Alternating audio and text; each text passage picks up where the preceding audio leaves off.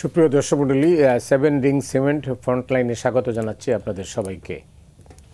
আমাদের সঙ্গে আছেন জাতীয় প্রেস ক্লাবের সভাপতি হাসান হাফিজ, স্বাগত আপনাকে।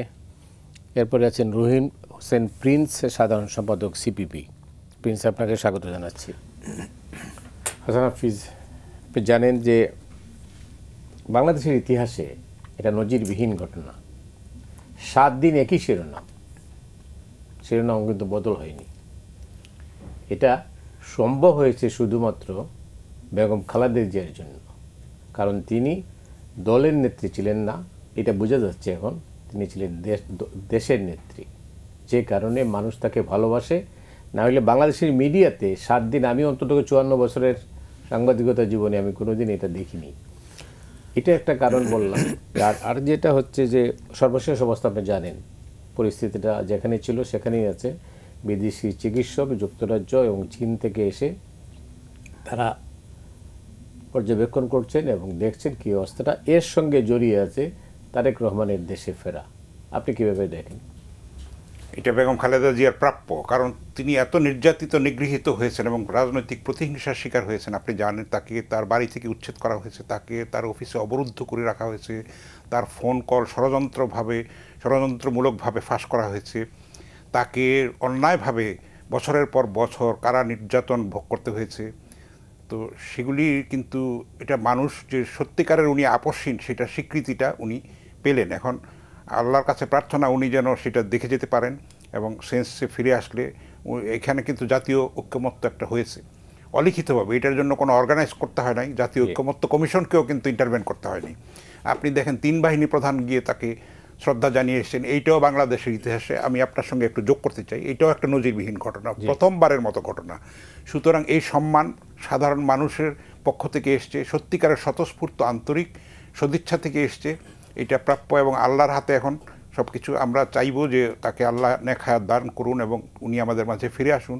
এবং উনি গণতন্ত্রের প্রতীক এবং অনেক কিছু উনি রিফর্মস করেছেন। শুধু প্রথম নারী প্রধানমন্ত্রী নন, উনি কিন্তু প্রেসিডেন্সিয়াল ফর্ম থেকে সংসদীয় পদ্ধতিতে ফিরে যাওয়ার ব্যাপারে কিন্তু উনি সেটা মেনে নিয়েছেন। এবং আপনি জানেন যে তত্ত্বাবধায়ক সরকার যেটা নিয়ে আন্দোলন হয়েছিল সেটাও সংবিধানে অন্তর্ভুক্ত করেছে। এরকম আরও বহু ঘটনা বলা যাবে যেগুলি কিন্তু উনি সত্যিকারের দেশপ্রেম থেকে এবং নিরপেক্ষভাবে কিন্তু দূরদর্শী একটা নেতৃত্ব হিসেবে। এবং আপনি দেখেন তার বিরুদ্ধে কত বিষোদ্গার করা হয়েছে, কত অশ্লীল বাক্যালাপ আমরা শুনেছি, কিন্তু সেটার জবাবে কিন্তু উনি কখনো কিন্তু শালীনতার সীমা লঙ্ঘন করেন নাই। উনি কিন্তু আল্লাহর কাছে ছেড়ে দিয়েছেন, আল্লাহ সেই বিচারটা দিয়েছেন এবং উনি কিন্তু সবার সম্মানে অভিষিক্ত হয়েছেন। এবং যিনি প্রতিহিংসা করেছেন তিনি এখন অন্য দেশে আশ্রিত হয়ে, ঘৃণিত ধিকৃত হয়ে এবং নিজের দলটাকে হত্যা করে অন্য দেশে আশ্রিত হয়ে আছেন।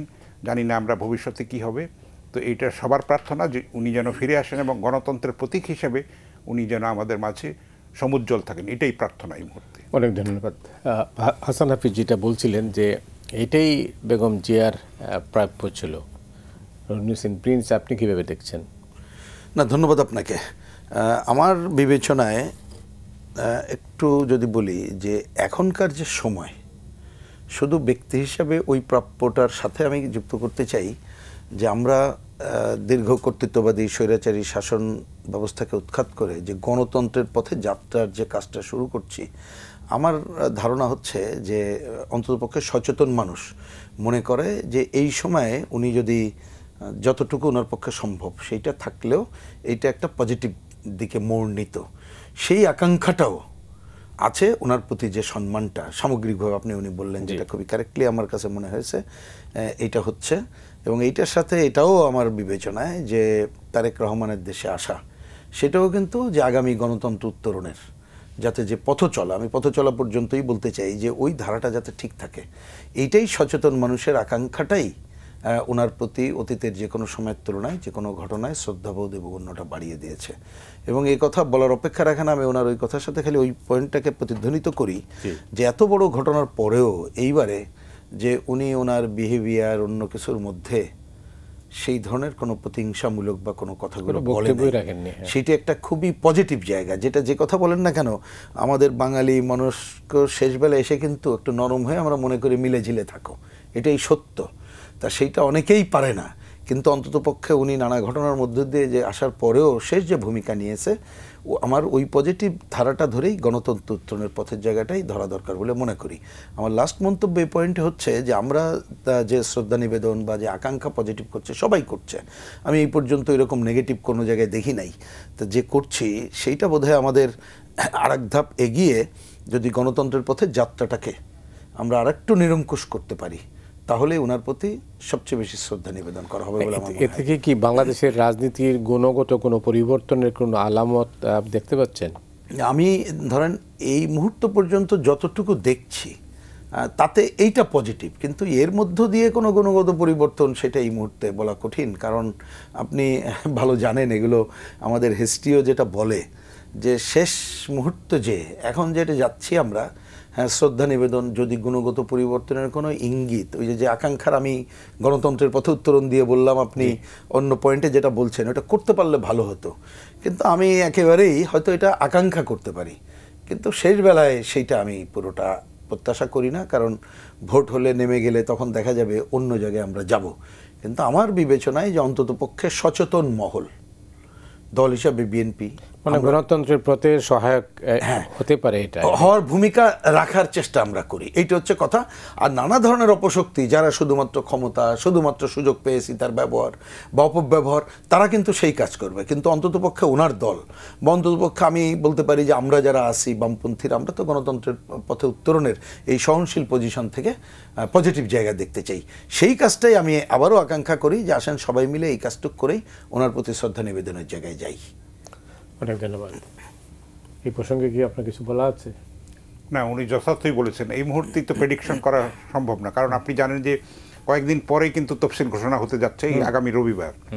তখন কিন্তু অন্যরকম একটা কেমিস্ট্রিটা চেঞ্জ হয়ে যাবে। ভোটের মাঠের ইকুয়েশনটা, সমীকরণটা, প্রকাশ্যে অপ্রকাশ্যে যে জোট গঠন কিংবা মেরুকরণ, সেগুলি কিন্তু পরিস্থিতিটা চেঞ্জ হয়ে যাবে। তবে এইটা একটা পজিটিভ ভাইব, যেটা কিন্তু সবাই মিলে ঐক্যবদ্ধ হয়েছে।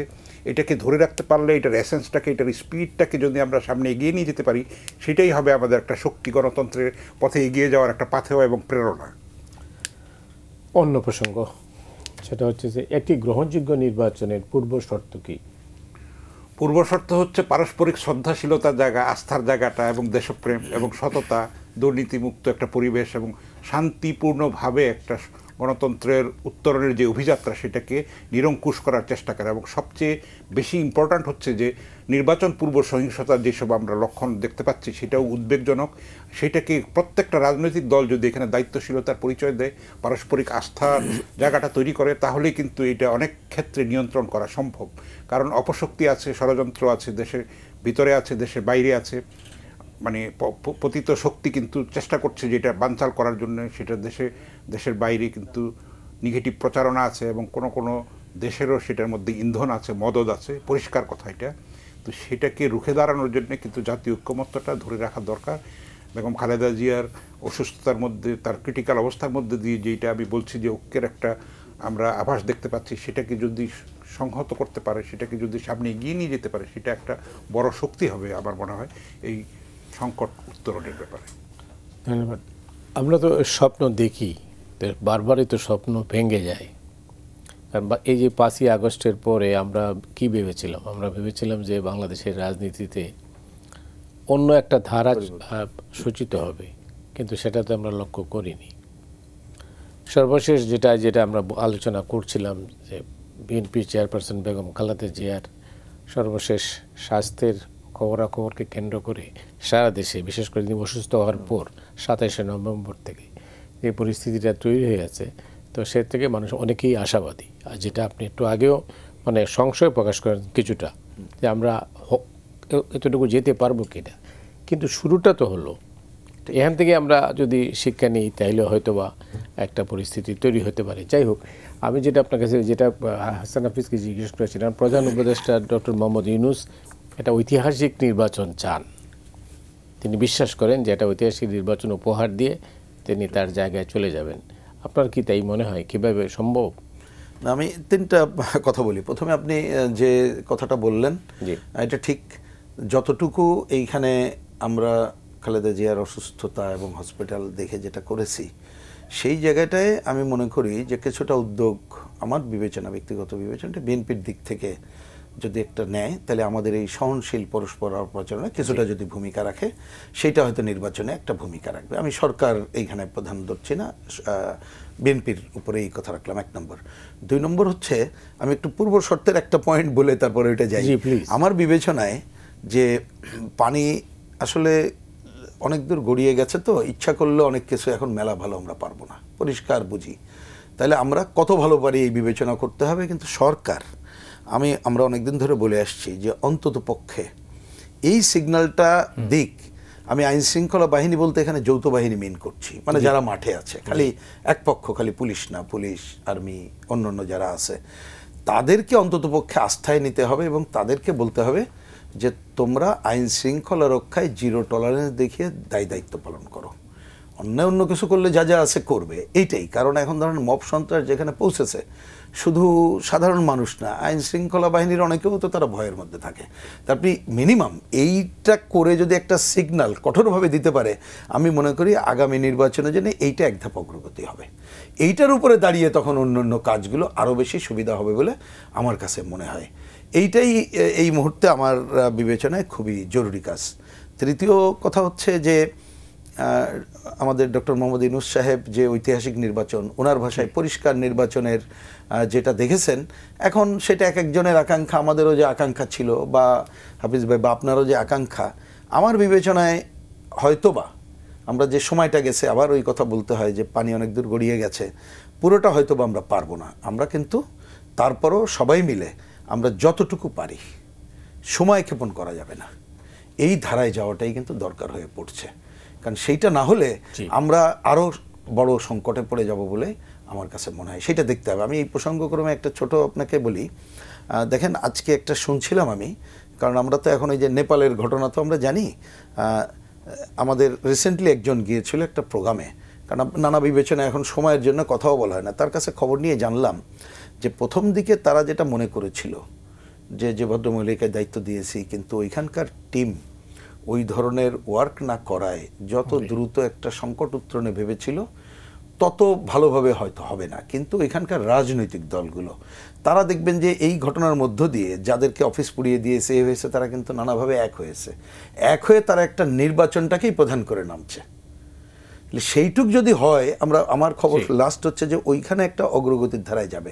তাহলে এইখানে একটু আগে যেটা বললাম, সরকারের ওই কাজের সাথে আমাদেরকেও, রাজনৈতিক দলগুলোকে একটা দায়িত্বশীল আচরণ করা দরকার। এবং নির্বাচন কমিশনকে অনেক কাজের মধ্যে আমরা বলছিলাম যে অন্ততপক্ষে রাজনৈতিক দলগুলোর সাথে বসে, আর পিওর সবটা আপনি কথা বলে করেন নাই, এখন মেলার সময় নাই, সব হয়তো পারবেন না, কিন্তু অন্ততপক্ষে আচরণবিধি যাতে আমরা কেউ লঙ্ঘন করব না, এ ধরনের কোনো মানে ঐক্যমত্যে পৌঁছানোর কোনো কাজটা আমরা করতে পারি কিনা, সহনশীলতার। তাহলে ওইখানে ঐক্যমত্য হলে, তাহলে কিন্তু ধরেন কথার কথা আমরা দুইজনে বসলাম, আমি যদি এটা ব্রেক করি, উনি তো যাই বলতে পারবো ওই যে একসাথে বলছিলাম, ব্রেক করলাম, সেটাও আমার ওই চলার পথে কিছুটা পজিটিভ কাজ করবে। মানে এখন প্রত্যেকটা মুহূর্ত খুবই গুরুত্বপূর্ণ বলে আমার মনে হয়। সেই কাজটা না হলে আসলে ওই ঐতিহাসিক তো দূরের কথা, খুবই একটা খারাপ নির্বাচনের মধ্যে চলে যেতে পারি। অনেক ধন্যবাদ। এই যে শুনলেন যে রাজনৈতিক দলগুলোকে দায়িত্বশীল হতে হবে, অতি অবশ্যই। সেটা আমি তো মনে করি যে প্রত্যেকটা ওয়ার্ড লেভেলে একটা কমিটি করা দরকার। এটা আমি বিভিন্ন ফোরামে বলেছিও যে সেখানে থাকবে স্থানীয় গণ্যমান্য ব্যক্তিবর্গ, অরাজনৈতিক, তার মানে মুরব্বীরা থাকবেন সেখানে। তাদের দায়িত্ব হবে ভোটের রেজাল্ট হওয়া পর্যন্ত সেটাকে পাহারা দেওয়া। সেটা যদি আমরা গঠন করতে পারি, তার শান্তি শৃঙ্খলার ব্যাপার, তারা তো এলাকাবাসীরা তো চেনে লোকদেরকে, বহিরাগতরা, এবং সেনাবাহিনীর ম্যাজিস্ট্রেসি পাওয়ারও আছে এইবার প্রথমবারের মতো সম্ভবত নির্বাচনে। এটা কিন্তু বারবার দাবি করা হতো, এইবার দেওয়া হয়েছে 28 ফেব্রুয়ারি পর্যন্ত। সেটার বিপজ্জনক দিকও হয়তো আছে, কিন্তু এটা দরকারও। মানুষ কিন্তু সেনাবাহিনীকে দেখলে কিন্তু একটা সেফও ফিল করে, শুধু আতঙ্কিতও হয় না। কারণ সেনাবাহিনী কিন্তু আমাদের সেই যুগ সন্ধিক্ষণে কিন্তু তারা দায়িত্বশীলতার পরিচয় দিয়েছে, 90-এ দিয়েছে, 24-এ দিয়েছে দেশকে। এবার তারা গৃহযুদ্ধ থেকে, বিশাল একটা রক্তপাত থেকে দেশকে রক্ষা করেছে, এবং নির্বাচনটাও করে দেওয়া তাদের দায়িত্ব, যেহেতু তারা আমাদের মুক্তিযুদ্ধ থেকে উত্থিত একটা সেনাবাহিনী। সেটা কিন্তু আমাদের গর্বের বিষয়, এবং বিশ্ব দরবারে কিন্তু আমাদের সেনাবাহিনীর যেই ভাবমূর্তি, সেটা অত্যন্ত উজ্জ্বল। সেটাকে রক্ষা করার জন্য এবং সেটাকে আরও ব্রাইটেন করার জন্য, উজ্জ্বলতর করার জন্য কিন্তু এটা একটা বড় সুযোগ বলে আমি মনে করি। কিন্তু শুধু সেনাবাহিনী তো পারবে না, জনগণের সবাইকেই লাগবে, 12 কোটি ভোটার না শুধু, যারা নন ভোটার তাদের প্রত্যেকটা নাগরিকের দায়িত্ব আছে। কারণ জুলাইয়ের চেতনা, যে জুলাইয়ের শহীদের যে রক্তের সঙ্গে যদি আমরা বেইমানি না করি, তাহলে কিন্তু পরিবর্তনটা আনতে হবে, গুণগত পরিবর্তন আনতে হবে। রাজনৈতিক দলগুলির মাইন্ডসেটটাকে চেঞ্জ করতে হবে। আগের মতো গতানুগতিক সিস্টেমে তো হবে না। আগে 3 বার ভোট হয় না, প্রশাসনের নির্বাচন হয়েছে, আমিডামি নির্বাচন হয়েছে, বিনা প্রতিদ্বন্দ্বিতায় নির্বাচন হয়েছে, রাতের ভোট হয়েছে। সেগুলির থেকে তো জাতি মুক্তি চায়। প্রত্যেকে যার যার মতটা ব্যালট পেপারে এটা প্রতিষ্ঠিত করতে চায়, প্রতিফলিত করতে চায়। সেইটার সুযোগটা যখন পাবে, ভোটারদের কাছে কিন্তু যেতে হবে। জবাবদিহিতার একটা ক্ষেত্র তৈরি হতে যাচ্ছে। একটা নির্বাচনে কিন্তু গণতন্ত্র প্রতিষ্ঠা হয়ে যাবে না, এটা কিন্তু দীর্ঘ প্রক্রিয়ার ব্যাপার। তো আমরা আশা করব যে সেই অন্তত সূচনাটা একটা ভালোভাবে হবে। সেটার জন্য প্রত্যেকটা নাগরিকের দায়িত্ব আছে, যেহেতু শান্তি শৃঙ্খলা রক্ষা করা এবং কোনো কিছু আনরুলি কিছু হলে সেটাকে প্রতিরোধ করা, সেটা প্রতিহত করা। Prevention is better than cure. আমরা যদি আগের থেকে সচেতন হই, সেইভাবে যদি আমরা সোশ্যাল ইয়েতে যদি আমরা একটা কমিটি গঠন করতে পারি, সব জায়গায় সব দলের মিলে, মুরব্বীদেরকে নিয়ে, শিক্ষক, অ্যাডভোকেট। গণতন্ত্রের উত্তরণ তো খুব সহজ নয়, কোনোভাবেই সহজ না, এবং আরও কঠিন। এবং এখানে আপনার একটা বড় অপশক্তি কিন্তু এটার বিরুদ্ধে আছে, সেটাকে তো আন্ডারস্টিমেট করা যাবে না কোনোভাবেই।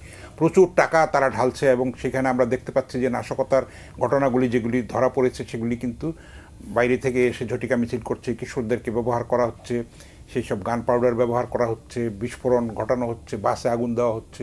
এই ধরনের ঘটনা আরও ঘটতে থাকবে। আমরা যদি সেই অতন্দ্র প্রহরীর মতো পাহারা দিয়ে রাখতে পারি, সবাই যদি ঐক্যবদ্ধ থাকে এই প্রশ্নে, শান্তি শৃঙ্খলার প্রশ্নে, তাহলে কিন্তু একটা আস্থার জায়গা তৈরি হতে পারে। আমরা একটা আমাদের প্রত্যাশিত গণতান্ত্রিক অভিযাত্রার দিকে এগিয়ে যেতে পারি। অনেক ধন্যবাদ। অভ্যুত্থানের শক্তিগুলোর মধ্যেই তো বিভেদ আমরা লক্ষ্য করছি।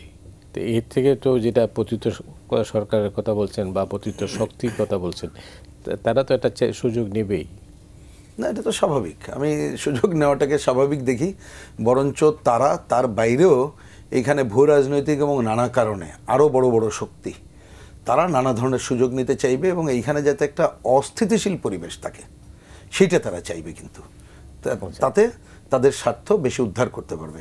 তা সেইটা বুঝে আমাদের গণতন্ত্রের পথে হাঁটতে হবে, কারণ গণতন্ত্র তো একটা ভোটের মধ্য দিয়ে হয়ে যাবে না, আমরা আরও সময় লাগবে। তা সেই জায়গায় আমি মনে করি উনি যে কথাগুলো বললেন তার সাথে আমি একটু যুক্ত করি খালি, যে আমি যেমন আগের পার্টে বললাম রাজনৈতিক দলগুলো যে বসার কথা বললাম, কারণ এটা বসলেই সব হয়ে যাবে আমি তো মিন করছি না, কিন্তু কিছুটা আগানোর জায়গা যাবে।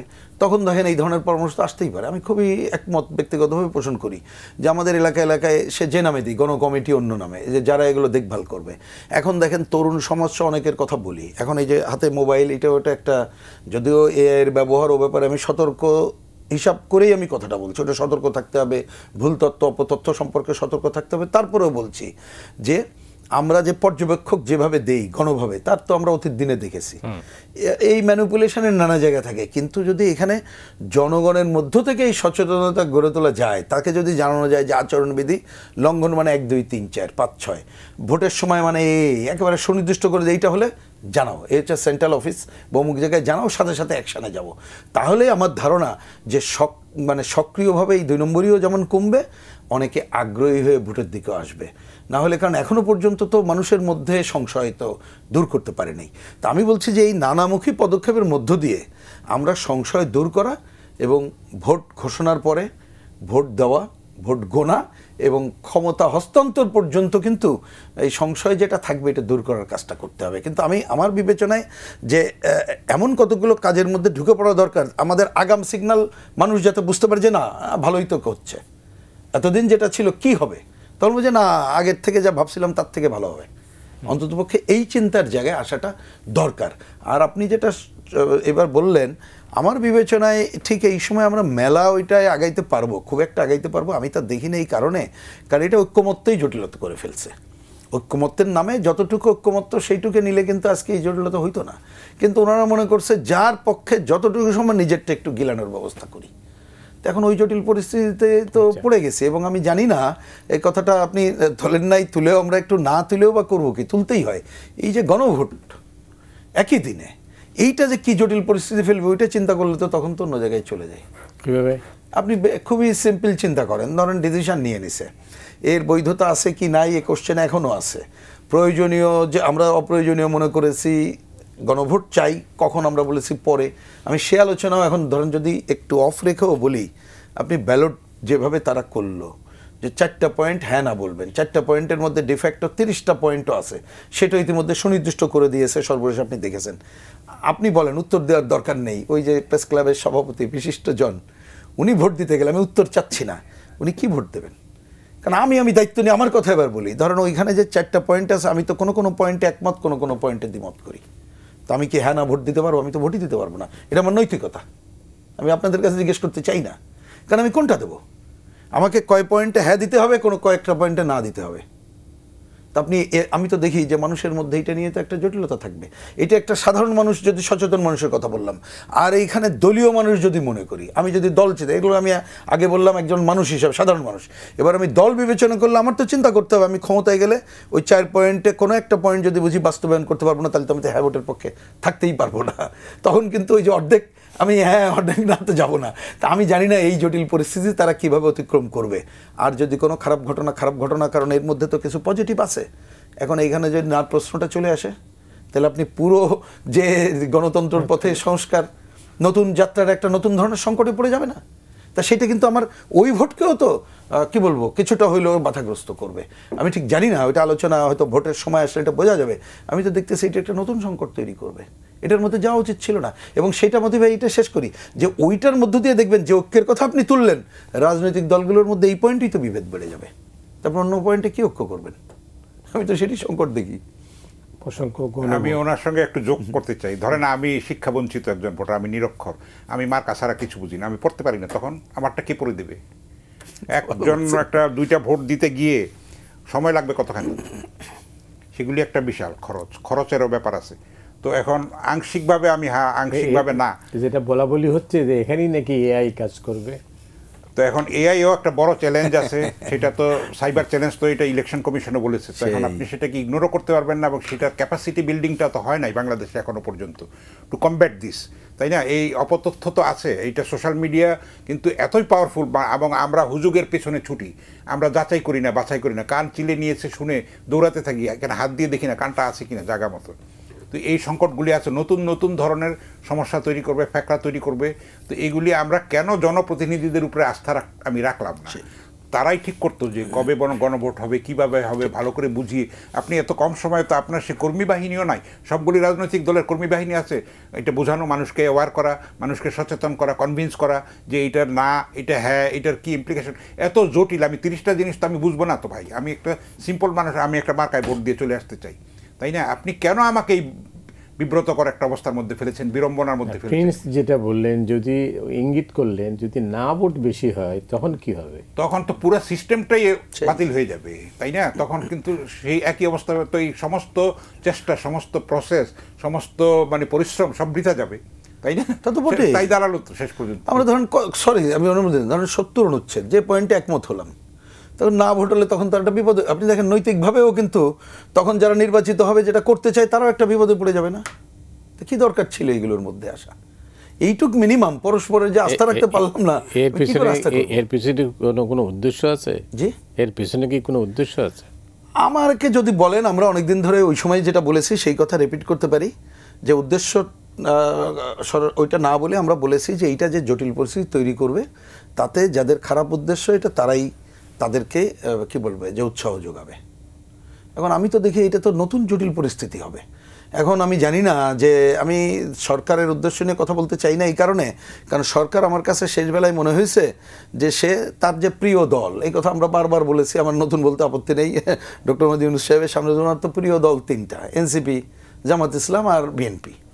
উনি জাতিসংঘ নিয়ে গেল, ডাইন পাশেও বসাইলো, একসাথে 30টা দল নিয়ে ডাকলে ওনার অভিপ্রায় অনুযায়ী উনি 3 দলেরই বক্তৃতা শুনেছেন, উপস্থাপকরাই আমাদের সামনে বলেছে।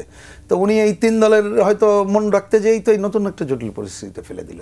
এবং আমি তো দেখতেছি যে প্রথমে ভোট নিয়ে এক জটিল হবে, আগেই জটিলতা, ভোট গণনার জটিল হবে, তারপরে ভোটের রেজাল্টের পরে নতুন আর একটা জটিলতা তৈরি করবে।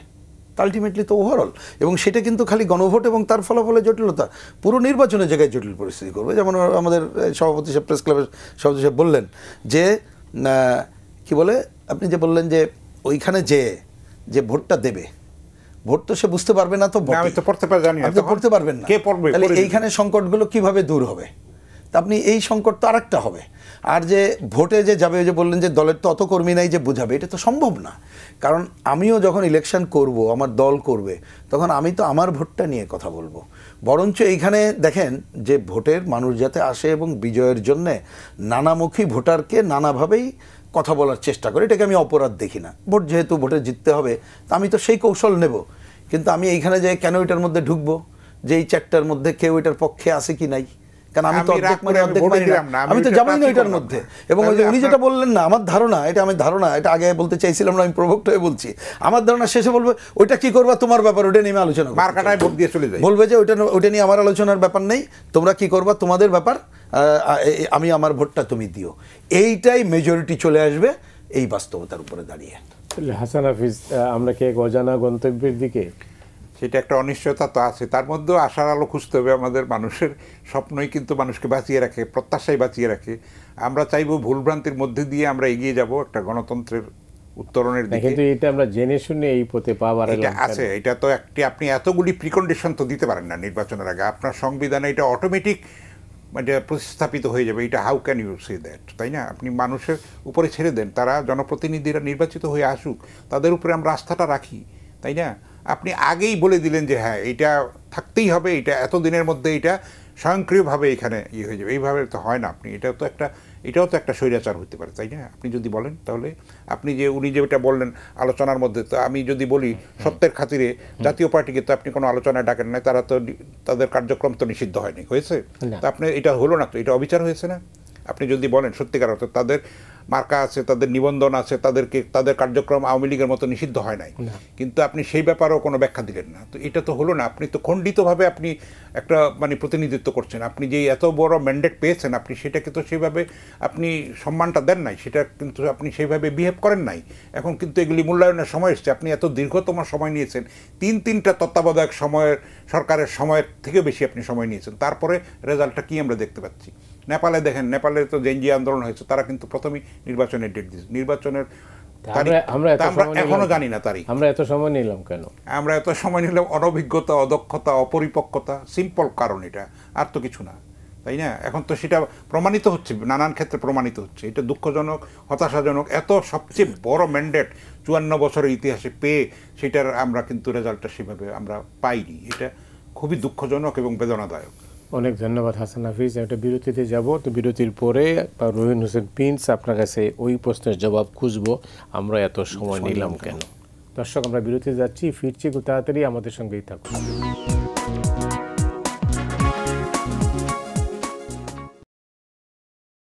সুপ্রিয় দর্শক মণ্ডলী, আপনারা দেখছেন 7 রিংস সিমেন্ট ফ্রন্টলাইন। আমরা যেটা শুনছিলাম হাসান হাফিজের কাছ থেকে, এবার রহিন হোসেন প্রিন্সের কাছে যাব। প্রিন্স, ওই যেটা হাসান হাফিজ যেটা প্রশ্ন তুলেছেন, যেটা বলছেন যে বিলম্ব, আমরা এত সময় নিলাম কেন? নেপাল যদি পারে ডে 1 থেকেই তারা যদি তাদের লক্ষ্য গন্তব্য ঠিক করতে পারে, আমরা ঠিক করতে পারিনি কেন? দেখেন, নেপালের কথা যখন আসলো, আমি একটু আগেও বললাম, যদিও সময়ের বিবেচনায় পুরোটা খবর অত রাখতে পারছি না, কিন্তু কিছুটা যতটুকু খবর রাখি, নেপালের সর্বশেষ শুনছি যে যিনি দায়িত্বপ্রাপ্ত হয়েছেন তিনি আন্তরিকভাবেই চান যে উনি যে ঘোষণা দিয়েছেন ওই সময় নির্বাচন। ওইখানে রাজনৈতিক দলগুলোর মধ্যে বিশেষ করে যারা প্রচলিত রাজনীতির বাইরে আমেরিকান স্বার্থ রক্ষাকারী গ্রুপ হিসাবে জড়িত, তারা নাকি নেপালেও চেষ্টা করছে যাতে নির্বাচনটা পেছানো যায় কিনা। তার একটা অন্যতম লক্ষ্য তাদের প্রভাব বলয় গড়ে তোলা, নির্বাচনে তাদের পজিশন নেওয়া। এই হচ্ছে, আমি প্রসঙ্গক্রমে বললাম। তার মানে এক একটা দেশে এক একটা ঘটনার পরে, যেমন ওইখানেও যেটা হয়েছে, এইখানে আমি খবর নিয়েছি যে কমিউনিস্ট পার্টি এবং অন্যদের মধ্যে এটাকে সাপোর্টই করে, কারণ ওইখানে দুর্নীতি ছিল, কমিউনিস্টরা ক্ষমতায় থাকলেও দুর্নীতিটা ছিল, এটা মানুষ অপছন্দ করেছে। কিন্তু একটা ডেমোক্রেটিক পরিবেশ তারা যেতে চাইছে দ্রুত, তাদের রাজনৈতিক ইসের কারণে। আমাদের এইখানে আমার কাছে মনে হয়েছে যে যারা ক্ষমতা এখানে আসছে তাদের অনেকে অনেক সিনিয়র এবং একটা গ্রুপ আছে, তাদের নিজস্ব কতগুলো চিন্তা চেতনা আছে। এবং ওই যে 1-11-এর কথা আমাদের সবার মনে আছে, যে -2 ফর্মুলা, বা তাদের ভাষায় যে প্রচলিত রাজনীতি এরা ফেল করছে, তারা নতুন শক্তি দেখতে চায়। আমার বিবেচনায় তারা দেরি করেছে এইটা, যে নতুন একটা রাজনৈতিক শক্তি তারা হোক এবং এই প্রচলিত গ্রুপ যাতে না থাকে। কিন্তু এটা কোনো গণতন্ত্রের কথা না এবং এটা কোনো সঠিক দৃষ্টিভঙ্গিও না, কারণ জোর করে তো রাজনৈতিক দল করা যায় না, জোর করে তো ভোটে জিতাই দেওয়া যায় না, তাহলে এটা ম্যানিপুলেটেড ভোট হবে।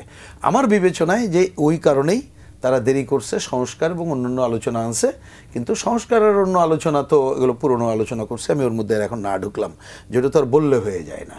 যার জন্য আমরা বারবারও বলার চেষ্টা করেছিলাম যে আপনারা যতটুকু ভালো, ঠিক আছে আপনাদের মত পজিটিভটা বলে যান, আগামী নির্বাচিত সরকার যেমন, উনি খুবই গুরুত্বপূর্ণ কথা, এটাই তো জরুরি যে আমরা কেন জনগণের উপরই তো নির্ভর করতে হবে, জনগণ মানে 18 কোটি জনগণের প্রতিনিধিদের উপরে, সেইটা না করে অন্য কিছু করতে গেলেই তো জটিলতা হয়, এই জায়গাগুলো এটা হয়। আমি বরঞ্চ এর সাথে আপনার এই কথার সাথে আগের শব্দের একটা কথা একটু বলাই বোধহয় দরকার বলে মনে করছি, যে নির্বাচনী চ্যালেঞ্জের কথা যেটা বলছিলেন, এইখানে অনেকগুলো চ্যালেঞ্জের, যেমন ধরেন এই যে সোশ্যাল মিডিয়া বা আমাদের এআইয়ের যে বিষয়টা, যেটা কিন্তু আমাদের নির্বাচন কমিশনও বলেছে, এই ব্যাপারে কিন্তু নির্বাচন কমিশন উল্লেখযোগ্য কোনো সতর্কতা অবলম্বন করার কিছু করছে বলে আমি দেখছি না, বরঞ্চ এআইয়ের ব্যবহার করে ইতিমধ্যে যে ধরনের অপকর্ম হচ্ছে, তা সেইটা যদি নির্বাচনে এর একটা বড় প্রভাব থাকে, তাহলে তো আপনি একটা বড় সংকটের মধ্যে পড়ব। আমি আইন অঙ্গনে কি হচ্ছে আমরা জানি না, কারণ নানা জায়গায় আমি দেখলাম ওটা বোধহয় আবার ডেট করছে কি যে নির্বাচন এই সময় কিনা, সেটা হয়েছে। তারপরে তত্ত্বাবধায়ক সরকার প্রশ্নে একটা রায় দিয়েছে, সেইটা আপনার আপিল বিভাগে আছে, কারণ মানুষের মধ্যে প্রশ্ন, তত্ত্বাবধায়ক সরকার তো সবাই চাই, ঐক্যমত্য চেয়েছি, তা আপনি ত্রয়োদশ না কেন, হোয়াই চতুর্দশ, মানে মানুষের মধ্যে এই কোশ্চেনগুলো আছে। সুতরাং এইখানে আমরা জানি যে অনেক সময় অনেক জটিলতা তৈরি করতে চাইলে অনেক ফ্রন্ট থাকে, অনেকে খুলে রাখে বা অনেকেও খুলে রাখার চেষ্টা করে। তা আমাদের সামনে অ্যাকচুয়ালি যে একটা, আমি ওই যে মোটামুটি ভালো নির্বাচনই বলতে চাই, সেই চ্যালেঞ্জটা কিন্তু নানামুখী জায়গায় চলে গেছে।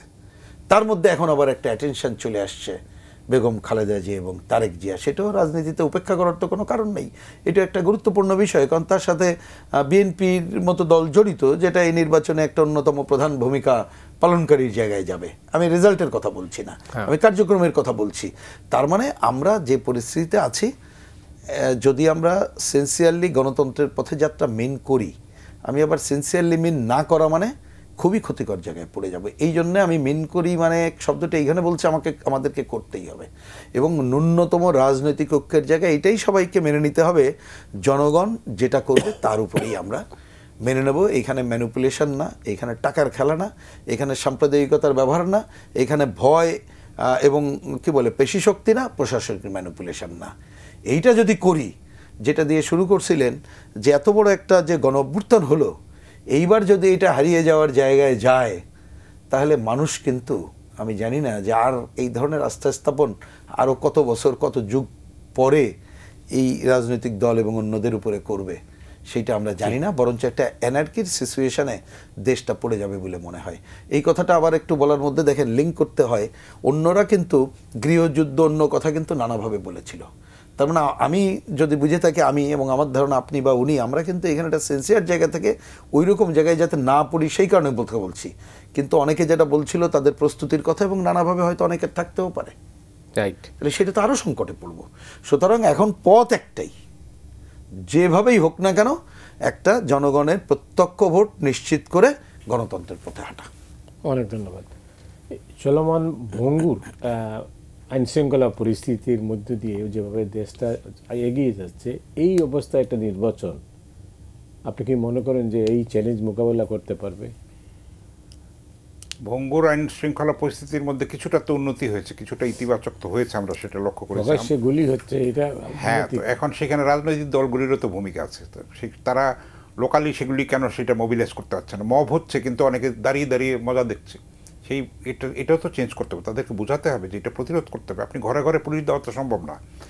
আর পুলিশের মধ্যে পুলিশ দোষ করেছে, দলীয়করণ করা হয়েছিল, কিন্তু সব পুলিশই তো খারাপ না, অনেকে তো আবার ভয়ও পাচ্ছে। পুলিশকে আমরা এত উপেক্ষা করছি, এখন এত তারা হেটেড, কিন্তু সেটাও তো, সেই দৃষ্টিভঙ্গিটাও তো বদলাতে, পুলিশ তো লাগবে, আমাদের আইন শৃঙ্খলা পরিস্থিতি লাগবে। তো আমরাও নিজেদের ক্ষেত্র থেকে, যার যার জায়গা থেকে আমরা যেন ভূমিকাটা পালন করি, একটু ইতিবাচক পুলিশ যাতে গড়ে ওঠে, একটা মানবিক পুলিশ যাতে গড়ে উঠতে পারে, সেটার জন্য নাগরিকদেরও ভূমিকা আছে। এটা সরকার শুধু উপর থেকে চাপিয়ে দিলেই তো হবে না, সামগ্রিকভাবে কিন্তু গুণগত পরিবর্তনটা আনতে হবে, মাইন্ডসেটটা চেঞ্জ করতে হবে, রাজনৈতিক দলগুলিরও করতে হবে, সাধারণ মানুষেরও করতে হবে, তাহলেই হয়তো একটা পজিটিভ দিকে আমরা এগিয়ে যেতে পারবো। যে এইটার মধ্যে আমরা আশাবাদী হতে চাই, যেটা আমি বলছিলাম, মানুষের স্বপ্ন এবং প্রত্যাশার জন্যই তো মানুষ বাঁচে। আপনি যদি সব হাল ছেড়ে দিয়ে থাকেন তাহলে তো আর আপনার বনে জঙ্গলে চলে যেতে হবে, দিন দুনিয়া ছেড়ে দিয়ে দিতে হবে। তো সেটা তো সম্ভব না। আমরা এত বড় একটা পরিবর্তন, এত রক্তক্ষয়ী একটা ছাত্র গণ অভ্যুত্থান, সর্বপ্লাবী যেটা আমরা লক্ষ্য করেছি, সেটার ফসলটা তো ঘরে ঘরে পৌঁছে দিতে হবে। ৩৬ জুলাই তো প্রাথমিক বিজয় মাত্র, এটার মূল চ্যালেঞ্জটা কিন্তু সামনে। গণতন্ত্রকে সংহত করা, সেটার একটা শান্তি এবং স্থিতিশীলতা তৈরি করা, তারপরে আপনার বিনিয়োগ বন্ধ হয়ে গেছে, তারপরে কর্মসংস্থান নাই, মানুষ ছাঁটাই হচ্ছে, দ্রব্যমূল্যকে নিয়ন্ত্রণ করা যাচ্ছে না, কত সংকট, কত প্রশ্ন, কত ইস্যুজ। তো সেগুলি তো সর্বগ্রাসী একটা সংকটের মধ্যে প্রবাসীরা যেই পাথার ঘাম পায়ে ফেলে আমাদের লাইফলাইন হিসাবে তারা কাজ করছে এবং রেমিটেন্সের যেই তারা প্রবাহ দিয়েছে, সেটার ফলে কিন্তু দুর্ভিক্ষটা এড়ানো গেছে। কিন্তু তারপরে আপনি মূলধনী যন্ত্রপাতি আমদানি করতে পারছেন না, কোনো বিনিয়োগ আকৃষ্ট করতে পারছেন না, আপনি ব্যবসায়ীদেরকে আস্থায় নিচ্ছেন না সরকার, তো আপনি একটার পর একটা ব্যবসা প্রতিষ্ঠান বন্ধ করে দিচ্ছেন। সেটা তো কোনোভাবে কাম্য হতে পারে না। ব্যবসায়ীরা অন্যায় করে থাকলে সেটা আপনি বিচার করেন, কিন্তু আপনি তার কারখানা বন্ধ করে দেওয়া, তো এটা তো নিজের পায়ে কুড়াল মারার শামিল। তো সেটা তো ভুল পলিসি আমি মনে করি, সেইটার থেকে সরে আসতে হবে। আমরা তো দেখি নাই যে সরকার ব্যবসায়ী নেতৃবৃন্দের সঙ্গে সেইভাবে বিচ্ছিন্নভাবে হয়তো ছিটে ফোটা বৈঠক করেছে, কিন্তু তাদেরকে তো আস্থায় নেওয়া হয়। তারা দেশের অংশ না, তো তারা তো দেশটাকে চালিয়ে রাখে। সেটা তো সচল যদি না থাকে, আপনার ধ্বংস হয়ে যাবেন। তো আপনি শুধু প্রবাসীর আয় দিয়ে, আপনি রেমিটেন্স দিয়ে, আপনার ঘরে অনেক টাকা আছে, আপনি বাজার করতে পারলেন, তাহলে সে টাকা দিয়ে লাভ কী? তাই না? আপনি সেই সচলতা আনতে হবে, বিনিয়োগ আনতে হবে। এবং সবাই খালি নির্বাচিত সরকার বলছে, নির্বাচিত সরকার বলছে, ভারতও বলছে, আমরা বলছি, আন্তর্জাতিক বিশ্ব বলছে, তো আমরা সেটাকে বিলম্বিত করে দিচ্ছি। উনি বললেন যে, যেটা বললেন আমি সেটার সঙ্গে একটু দ্বিমত পোষণ করি। আমি তো বলেছি যে অপরিপক্কতা এবং অদক্ষতা পরিষ্কার। এখন কোদালকে কোদাল বলার সময় এসছে। তো তারা কেন এত সময় নিল? এর আগে তত্ত্বাবধায়ক সরকার আমাদের দেশে হয় নাই, তারা কি যথাসময়ে সেই টাইমে করতে পারে নাই? সেগুলি তো প্রশ্নবিদ্ধ নির্বাচনও ছিল না সেই অর্থে। তো তারা কেন পারল না? তাদের যেটা মেট যারা চয়েস করেছে সেগুলির মধ্যে ভুল ছিল। তো সেই তাদের অক্ষম সততা দিয়ে তো আমাদের কোনো লাভ নেই। দেশপ্রেমে আমরা চাই কাজ, আমরা চাই গতিশীলতা, আমরা চাই বলিষ্ঠতা, আমরা চাই দৃঢ়তা। সেইটা আমরা পাই নাই উপদেষ্টাদের মধ্যে, আমরা পাই নাই। অনেক উপদেষ্টার হয়তো বিচারও হবে ভবিষ্যতে, এবং এগুলি নিয়ে এত প্রশ্নবিদ্ধ হয়েছে তারা, তাদের কথাবার্তা, তাদের কারো লোভ লালসা এবং ক্ষমতায় কুক্ষিগত করে রাখার যে একটা অপচেষ্টা এবং ষড়যন্ত্র, তাদের সেই মানসিকতা কিন্তু এখন প্রশ্নবিদ্ধ হচ্ছে। যত দিন যাবে এগুলি কিন্তু আরও স্পষ্ট হবে। হয়তো ভবিষ্যতে তাদের দুর্নীতি উদ্ঘাটিত হবে, তাদের বিচার যদি হয় সেটাও কিন্তু বিচিত্র কিছু না এবং অবাক হওয়ার কিছু থাকবে না। আমরা চাই তারা সসম্মানে প্রস্থান করুক, সময় থাকতে কিন্তু তারা নিজেদেরকে সংযত করুক এবং একটা সত্যিকারের সদিচ্ছা নিয়ে তারা কিন্তু একটা গণতন্ত্রের উত্তরণে তাদের যার যার ক্ষেত্র থেকে ভূমিকাটা পালন করুক। ধন্যবাদ। প্রিন্স, একটা কথাই মনে পড়ে, আপনি তিউনিশিয়ার বিপ্লবের পরে কি পেয়েছে তিউনিশিয়া? তিউনিশিয়া পেয়েছে একটা দুর্বল গণতন্ত্র। আমরা কি সে পথেই হাঁটছি? আচ্ছা, আমি ওইটা যাওয়ার আগে আর একটা শব্দ খালি একটা বাক্য যুক্ত করি। ওই যে নির্বাচন বললাম যে এত সবের পরে হাঁটা, এবং আমাদের এটা বলে আসছে অনেকদিন ধরেও, নির্বাচন এটা আরও আগেই করা উচিত ছিল, যেহেতু করে নাই। যদি 7-8 তারিখে ঘোষণা হয়, ওই সময় আমরা কিন্তু সরকারের একটু কাজ, যেমন বললাম আইন শৃঙ্খলা, আর একটা দেখতে চাই যে সরকারটা এই সময় নির্বাচন পরিচালনা করে সেইটাকে আলটিমেটলি হইতে হবে নির্বাচনকালীন তত্ত্বাবধায়ক সরকার। আমি এটা পরিষ্কার করে বলছি। ইউনূস সাহেব নিজেই নিজেকে প্রশ্ন করুক উনি নির্দলীয় কিনা।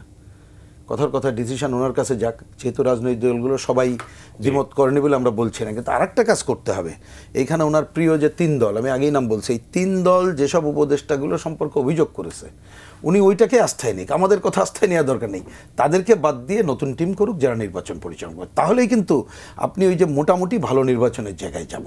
এবার শেষ যে কথাটা আপনি তুললেন, খুবই গুরুত্বপূর্ণ আলোচনা। আমরা অনেক আলোচনা হয়তোবা যে একটা টাইম যে ঠিক আছে এখন এই স্টেপিংয়ে যাক, অন্য আলোচনা তুলে এনে নতুন সংকট তৈরি করতে চাই না। কিন্তু নিশ্চয়ই এগুলো আমাদের ইন্টারনাল আলোচনা হয়, এবং এই আলোচনা এই ক্ষেত্রে আপনারটাও গুরুত্বপূর্ণ।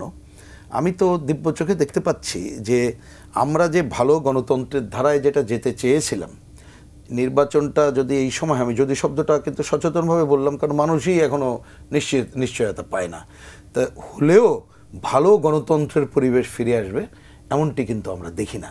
সেইটা যে দুর্বল গণতন্ত্র না, কোন জায়গায় যে ঘটবে সেইটাও বাংলাদেশে একটা বড় বিষয় দেখতে হবে।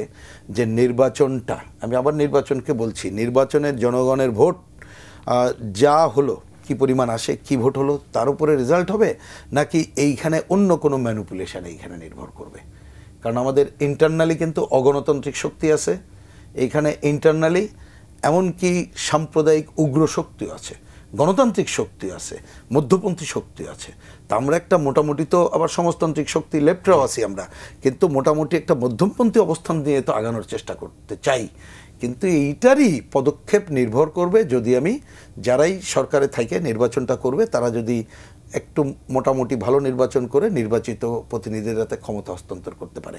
ওইটা ব্যর্থ হলে দেশ দীর্ঘমেয়াদী, ওই প্রথম দিনও যা বলেছি আজকেও তাই বলি, বড় সংকটে পড়বে এবং গণতন্ত্রই পুরো সংকটে পড়বে। আর গণতন্ত্র সংকটে পড়লে তখন সরকারের প্রশ্ন আমার কাছে মনে হয় না যার অন্য প্রধান থাকবে যে সরকার একটা দুর্বল না ভালো সরকার থাকলো।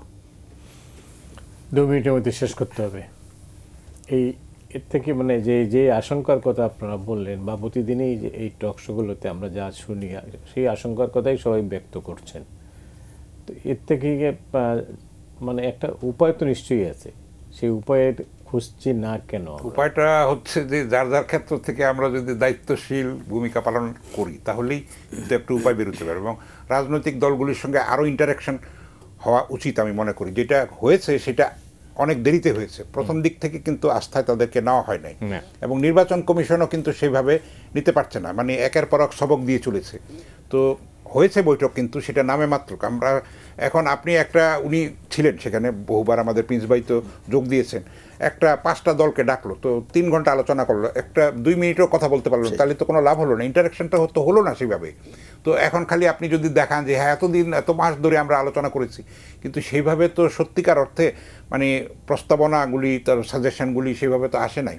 তর্ক হবে, বিতর্ক হবে, তারপরে একটা মতে পৌঁছাবে, কিন্তু সেই জিনিসটা কিন্তু আমরা সত্যিকার অর্থে দেখি নাই। ফলেই কিন্তু জাতীয় ঐক্যমত্য কমিশনের কাছে আমাদের যে প্রত্যাশা ছিল সেটা আমরা পাই নাই। তো তার মধ্যেও কিন্তু আমরা হতাশ হলে চলবে না, তার এখনও সময় আছে। এখনও যদি চৈতন্যদয় হয় সরকারের, তারা যদি নিজেদেরকে একটু সংশোধন করে এবং জনতার যে ভাষা, দেয়ালের লিখন, সেটা যদি তারা পাঠ করে, তাহলে একটা উত্তরণের পথ অবশ্যই বেরোতে পারবে। রাজনৈতিক দলগুলি যেন দায়িত্বশীলতার ভূমিকা পালন করে এবং আস্থার জায়গাটা, পরমত সহিষ্ণুতার জায়গাটা, দেশপ্রেমের জায়গাটা যেন তৈরি করে। হাসান হাফিজ, রহিন হোসেন প্রিন্স, আপনার দুজনকে ধন্যবাদ আলোচনায় অংশ নেওয়ার জন্য। দর্শক, আপনারা যারা এই অনুষ্ঠান শুনলেন, আপনাদের সবাইকে ধন্যবাদ জানিয়ে আজকের মতো এখানে বিদায় নিচ্ছি।